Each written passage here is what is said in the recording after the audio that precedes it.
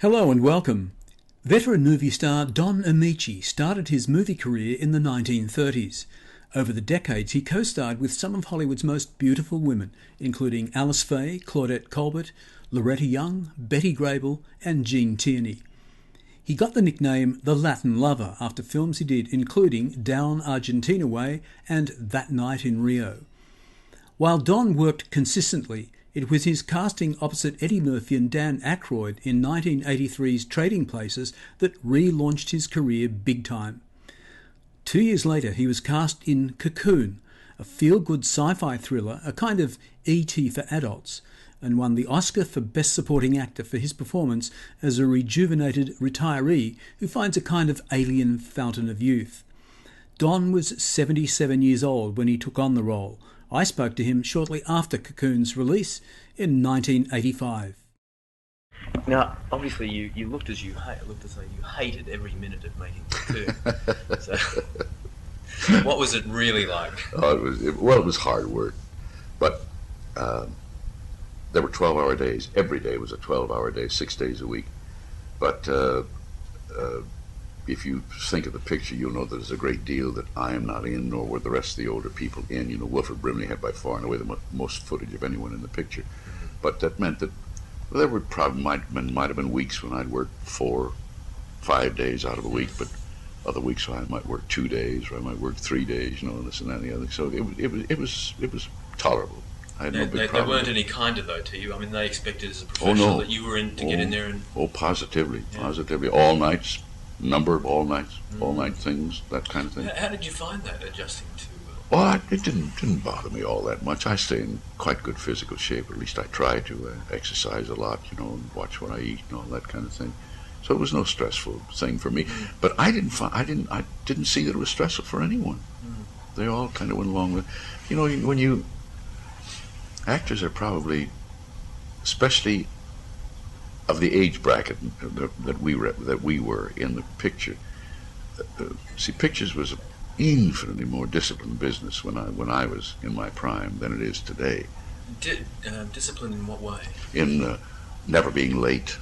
You know, when you had a 9 o'clock call, you were on the set at 5 minutes to 9 at the latest. You knew your dialogue. You never came in without knowing your dialogue. Now, I remember Marilyn Monroe getting 9 o'clock calls, and they said every day she'd show up at 4 in the afternoon. You know, she'd work for 2 or 3 hours, and that was it. She was gone, done. I know I won't tell you the name of this. This is a male actor. He was producing his own picture, disappeared. Nobody knew where the hell he was for 4 days. Gone. This is recently, or yes? What? Within the last year. Within the last year. Well, maybe at the most a year and a half. Yeah, just disappeared. But you're talking about a period when the studios controlled everything. They did. So which do you think really was better in the overall sense? For the good of the industry, far and away the first. First situation. So far as I'm concerned, anyway. What about for the individual, for the actor, like yourself? I still believe that because, and I'll show you that other people must believe it. In a line in a paper recently, John Travolta made a picture called Perfect with Jamie Lee Curtis. There was one line in the picture, and it was that if the studio system were in place today, John Travolta would be far and away the biggest draw in the world. In other words, he cannot select his own properties. And I believe this for many, many, many years. That actors generally speaking, can't come near selecting their own properties because it's almost impossible to be objective about what you're reading. Sure, of course you are. You might think you're reading the overall thing, but you aren't reading. And another thing, it doesn't even come under the category of an art as a producer to pick the right property that is going to be a successful property. Supposedly, someone asked Sam Goldwyn what was the secret of his success, and he said, I was right 50% of the time. And I think this comes pretty close. I think there were people that had an instinct for it, like a Darryl Zanuck, if he stayed in the kind of pictures that he could make. I think he had a pretty good chance of guessing that this would be. But that was something that's in people, and I don't think Thalberg at Metro had it. Undoubtedly, Harry Cohn had it. It's like I know a man that can look at a horse And invariably, he says, this will be a good horse, it'll be a good horse. But I look at a horse, there's no chance in the world for me to look at a horse, and nor do 999,000 or out of 100,000. They can't do it either. It's just something. Ben Jones was a magnificent trainer of thoroughbreds in America, and I was very, very close to Ben. Ben had no knowledge of what he knew about a horse. He couldn't even impart it to his own son. Couldn't do it. Why did he take a horse out, work him twice, work him 5/8 of them in the morning, wasn't satisfied with him, work him 5/8 again in the afternoon? Why? I watched him one day, a line of 2-year-olds early in the year, in a string, 21 or 22 of them.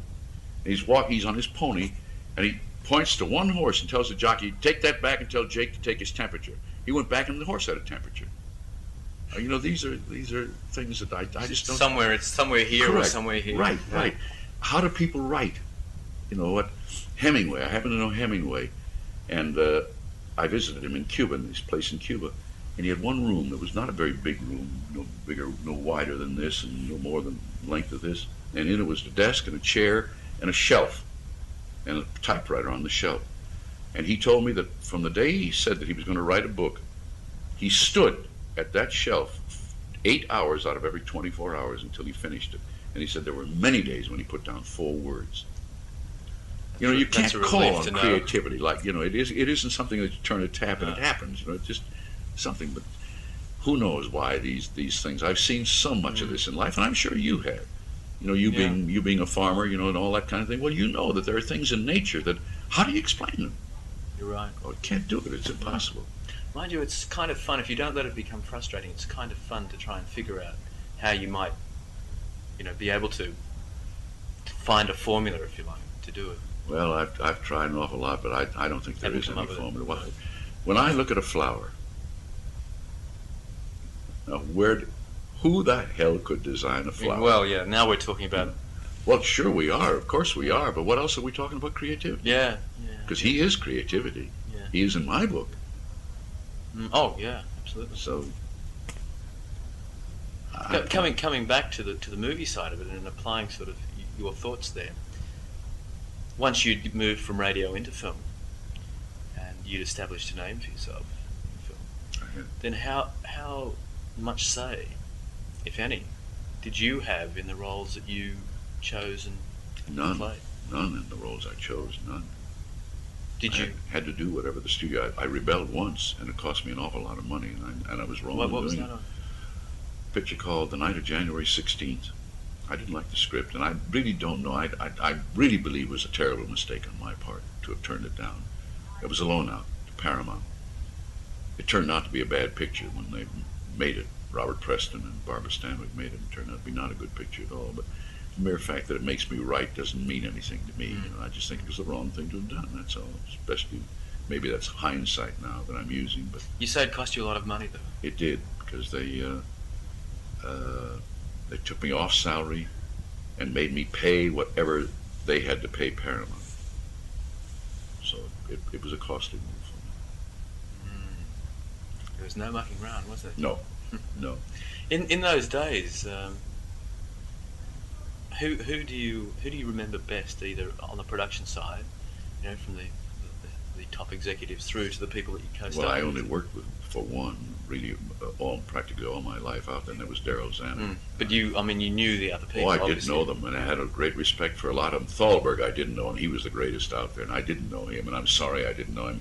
My doctor was his doctor, and I used to get tremendous stories about it. You know, he was only 37 when he died, Thalberg. You think what he left, the legacy that he left. But Thalberg had to make compromises, according to Webb. Thalberg was really a cultured, highly cultured man, you know, opera and symphonies and all that kind of. This was his. He liked these things and the classics, the stories and all that. And he made a few, such as Dickens. He was one of the first to do Dickens, you know, Tale of Two Cities, that kind of thing. But he told Webb, he said, I have to compromise because I can only do so much of that because we have to make money. The company has to make money. And he said, it's just something that I cannot ignore. Harry Cohn many people just despised him, and he was wonderful to me. I couldn't have asked for anyone nicer. And I know he was a crude, rude man, but by God, he knew the motion picture industry. He was the guy who put the plate on his... did he put the plate on the ceiling or something over the lounge in his office? I don't know. And it just said, lie back, relax, feel like a star or something. I don't know that. I don't know. He easily could have. What about among the stars that you worked with and mixed with? Who were sort of the ones who you got closest to, who became friends? Well, I only came even remotely close to one. I was with Ty Power. He was on the lot with me, as a matter of fact, at the time. Acting was never, and still is not, an all-consuming thing with me. Never was. Like Hank Fonda. Hank lived to act. Really lived to act. He wouldn't have stayed alive had it not been for the Academy Awards, I'm sure. He stayed alive waiting for that because he was dead within a month after he'd won the award, you know. And when people are like that, and an awful lot of them were, that's all they could talk about. And this wasn't satisfying to me. It wasn't enough for me. Do you think that was because of the background with the law degree and so on that you had? Oh, maybe, I don't know, or maybe it was just an inquisitive mind. I wanted to know about everything, you know, about a lot of things, and down through the years I've done a lot of studying, a lot of reading, you know, and I found out a lot of things. But even then, lawyers and doctors and things like that were the people that I would go to dinner with, you know, more than anyone else. So why did you stay acting? I guess because I really believe what the ability God gave me. And I don't mean that I ever didn't work as hard as I should have. I did. I worked every bit as hard as anybody else at it to do it right, but just that all-consuming thing was not in me. It just wasn't part of me. I suppose I don't know what I'd compare it to. A great attorney. I happen to know one, Edward Bennett Williams, attorney in Washington, D.C. That wasn't Edward's whole life at all, but he was the best of his kind that there was in America. Best of his kind. But it wasn't there. Mustn't there have been a point somewhere where you know, having regard to what you said about it not being all your life, that maybe you wanted to get out and do I've something tried else? many things, and if any one of them had succeeded, I'd gladly have gone. What did you try? I put together a deal. I drilled 3 oil wells one summer. Spent the whole summer. Spent $1 million down there. I don't know how many people were involved. $1 million of your money? No. All told, $1 million. This is in 1950. Remember, $1 million in 1950. You're talking about 6 or 7 million today, or 8 million. Yeah. And because of the advice of one attorney, Harry Weeks was his name, in Fort Worth, Texas. I stayed in Midland, Texas, the whole summer, and his advice, some capital gains. I sold off part of our property. We had a lot of property with 12,500 acres down there. This is yourself and your wife? And no, a group put together, right. Yes. And sold off 4,000 of that 12.5 capital gains basis, and got dry hole money from 2 other companies for the 3rd well, and we wound up, I spent $1 million, and we all made a little bit of money at the end of it. Yes. So that was one thing. What else did you try then? Oh God, I invested in fattening cattle. That kind of thing. Was on the verge of making a lot of money, and I pulled out for bad reasons. Which were? I thought the interest rates, the people that owned the feedlots, I was borrowing money from their bank. They owned the bank also. I was borrowing money from them at interest to buy the cattle, and then paying them for running the operation besides. And I thought there was a conflict of some kind, and I was wrong. There was no conflict, and I just arbitrarily pulled out. The man that went in with me, I don't know how long he stayed in, but let's say in 3 or 4 years, he made over $2 million, and he had a smaller investment than I did, as a matter of fact. So it would have been a very nice thing. Another, I tried to put together. A man offered me a manor. A manor belonged to a community called Ammonites.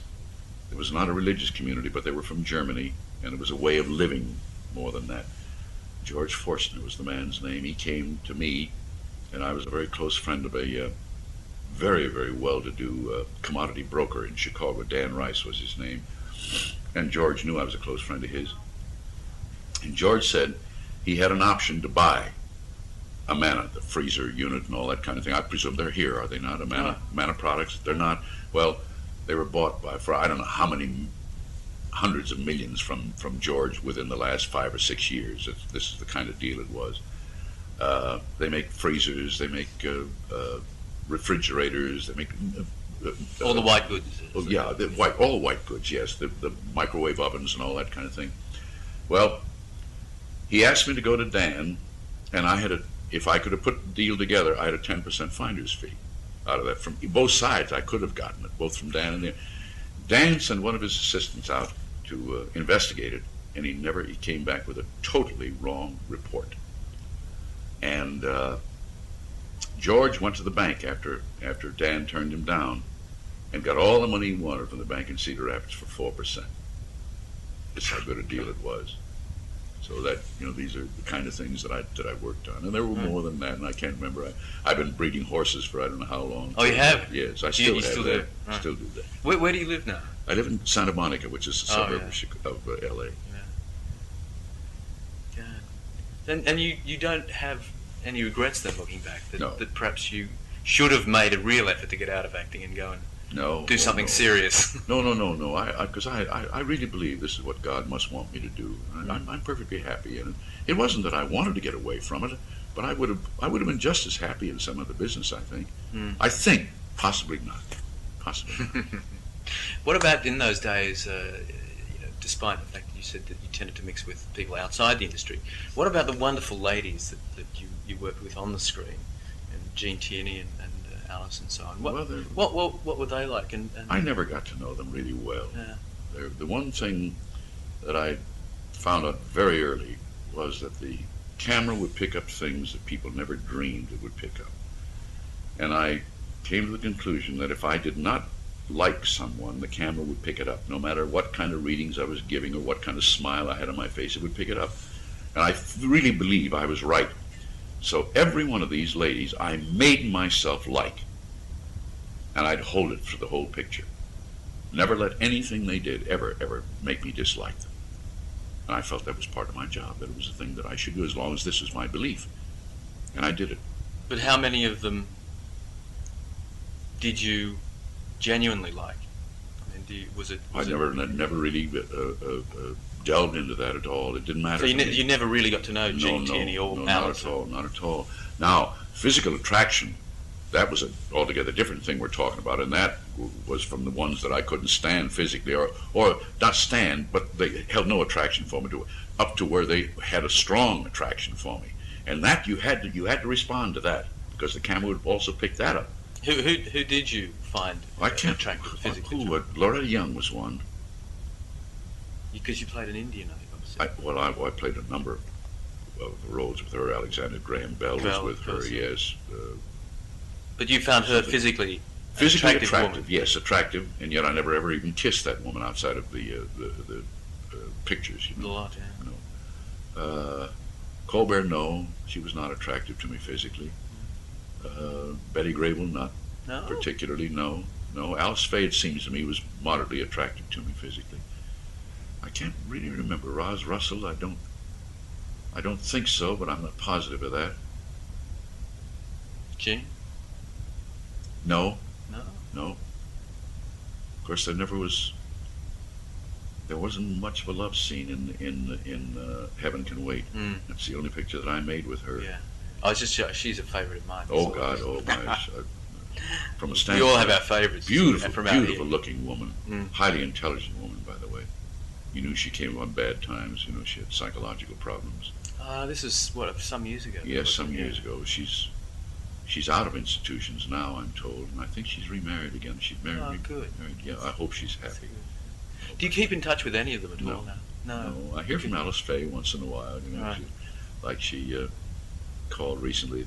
The English have a program called "This Is My Life" or "This Is Your Life," and they did it in an hour form, and I made a little contribution. They photographed me in my apartment, and she called not too long ago to ask if I had gotten the tape of it. Yeah, right. The tape, and I had not. Right. So she sent it to me. Oh, great! That's nice. Because you, over the years, you've I mean, I know you've been married and so on. You had how many kids? Six kids. Mm-hmm. 4 of my own and 2 adopted. 2 adopted? Mm-hmm. When did you adopt them? After I had the 4 boys, she couldn't have any more. Right. And I'd always wanted a girl. Oh, really? Yes. So I told my doctor to see if he couldn't find two close to the same age, because I knew I could never adopt one. I'd ruin her, sure. So it took 5 years, and finally came up with 2. Was born March 13th and April 1st of the same year. And you adopted them together, did you? They were raised together. As almost like twins, in a sense. They were. Many people thought they were twins, but they didn't look like one another. That's marvelous. Well, how old are they now? 40. So they're grown up with their own kids, I guess. Yes, of course they are. Are you a great-grandfather? A grandfather? I'm a grandfather and a great-grandfather. You are a I have great-grandfather. two great-grandchildren within the last year. One was born in June a year ago, and the other one born in March, first week in March this year. Boy. Oh, great. Your handshake is marvelously firm. You look extremely fit. You're what now? 77. 77. How come? How come you're so Well, I fit? work hard at it. I timed my exercise this morning in here. What I did in here was right close to a half hour. That's Really? hard. What do you do? What sort of I thing? do a combination of isometrics and calisthenics, limbering exercises, and then I ran in place for probably 13 or 14 minutes besides all that. Just And to when get you're at home, do you... heart rate up. I do the same thing at home. You do it at home. You don't go out and jog at all No, or I anything don't. like that? I don't jog. I You jog just in sit- place, but right. on a carpet, Right. not out. And do you do sit-ups or push-ups? I do. Oh yeah, I do push-ups. I did 90 this morning. 90 of those. Not full deep. No. Anywhere from a half to 3/4 probably, Right. but I do about 90. 90. Yeah. And sit-ups? No, I haven't done sit-ups in quite some while, and I used to, and I should do it again. Especially with it leaning back, with the legs locked like that, and then go all the way back that far from down. God Almighty, they really tighten this That's up. it, yeah. Really. And what about the diet? Do you have I eat once a day, one meal a day, generally speaking, and I only have breakfast? No, No breakfast. orange juice. Just orange juice, right? And then lunch, presumably. Well, yes, generally it varies. Sometimes it's 11 o'clock in the morning, 12 o'clock. Sometimes I go out, and I don't eat during the day, or have maybe a piece of fruit or something like that, and then eat at night. I don't have any set pattern. Do you avoid certain foods like red meat? Well, I don't avoid them, but I find myself eating very little of them. Very So little. what would you tend to concentrate on with the diet? I don't concentrate on anything. It's Well, what I mean- I'll eat. I eat fish. Eat a fair amount of fish. I eat chicken. Quite a lot of chicken. I eat pasta. A lot of pasta. Right. And Good Italian heritage. yes, indeed, I do, and I love it. I really thoroughly enjoy pasta. I had it yesterday, as a matter of fact. Wine? Do you have a little Wine every day. Every Do day you? I have wine. Yes, white wine. 1, 2 glasses? More? I'd say 2 to 3. 2 to 3. Mhm. Do you think that's good? I have a theory that 1 glass of wine a day sort of doesn't. Particularly if you don't have coffee. Do you drink coffee? No, I don't. Ah, right. Well, it just sort of relaxes you and. Doctors say this. Some doctors say that if you can keep it in moderation, especially for older people, they say use it. And what about? I mean, I suspect you haven't smoked. Since